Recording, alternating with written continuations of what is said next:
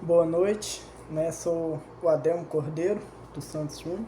Estou cursando o curso de Engenharia Civil, estou no 8º módulo, Estou aqui hoje para apresentar para vocês, o nosso trabalho de AF, da matéria Fundamentos de Ponte e Concreto Protegido, com o nosso professor Alexandre Leal. Hoje nós estaremos respondendo as 3 questões que foi nos passado.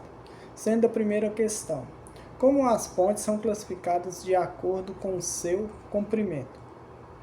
Nós sabemos que as pontes são classificadas como pontes curtas, pontes médias e também pontes longas. As pontes curtas são consideradas de 2 a 3 metros, são consideradas galerias e os bueiros. De 3 a 10 metros são considerados os pontilhões, e as pontes curtas são consideradas de 10 a 30 metros. São as pontes curtas. Essas são constituídas em alguns ribeiros, são mais nas zonas rurais. Já as pontes médias são as pontes de comprimento de 30 a 100 metros. Elas são comuns mais nas áreas urbanas e não necessita de grandes vãos. São essas pontes mais que a gente vê na cidade. Já as pontes longas são as pontes acima de 100 metros. Essas geralmente são mais em rios e oceanos, e onde também são necessários uns vão maior. Essas pontes podem ser construída com concreto armado ou o próprio concreto protendido também, que aceita uns vãos maiores. A segunda questão: quais são os elementos que compõem um arranjo de ponte?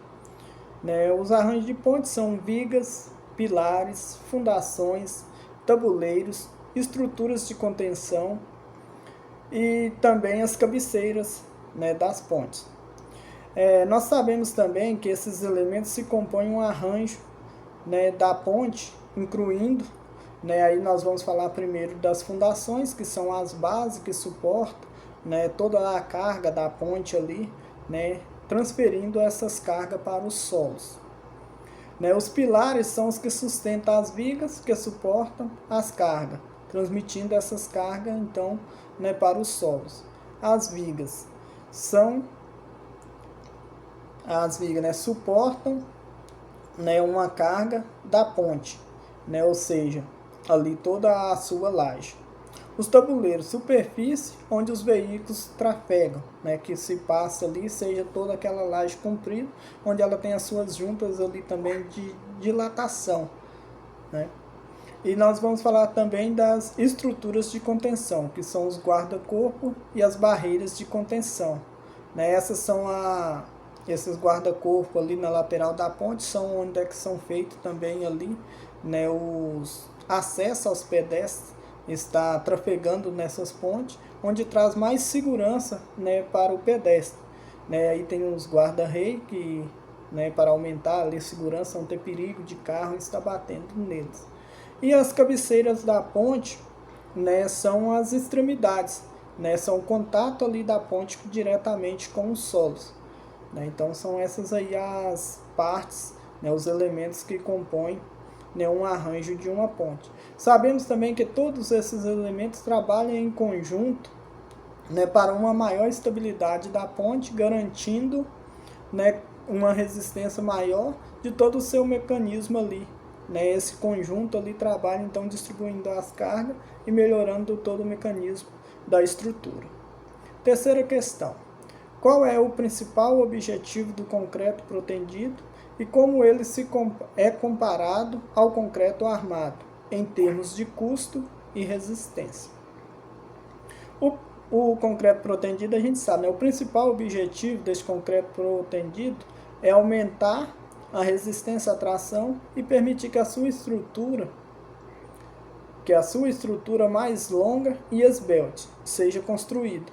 Então nós sabemos que o concreto protendido ele traz né, um maior vão ali nas suas construções, né, devido ao seu tensionamento, né, tem um cabo ali, né, que a gente coloca ali dentro do concreto esse cabo, então ele é tensionado para dar uma tração maior, uma resistência, né, para ali no caso para a ponte, que ela tem uma resistência maior do que o concreto armado. E nós vemos também que o concreto protendido ele é um pouco mais caro do que o concreto armado, né? Porém, quando a gente olha a sua manutenção, ele necessita menos manutenção, né, do que o concreto armado. E a sua durabilidade também, né, é bem maior e permite também aí um alcance dos vãos bem maior, necessitando de menos pilares. Outro sim também, o concreto armado, ele necessita de mais manutenção, né? Ele é mais barato do que o concreto protendido, porém ele necessita mais uma manutenção. Então a gente olhando assim, a gente vê, né? É mais lucro a gente está usando o concreto protendido, né? Porque ele tem uma durabilidade maior, né? Tem tração maior, tem uma resistência maior e gasta menos, né, manutenção. Então, ao longo prazo, a gente vê que o concreto protendido ele é bem melhor da gente estar utilizando ele do que o concreto armado. Né? Esse foi o meu AF. Né? Eu agradeço a todos aí e uma boa noite a todos e muito obrigado.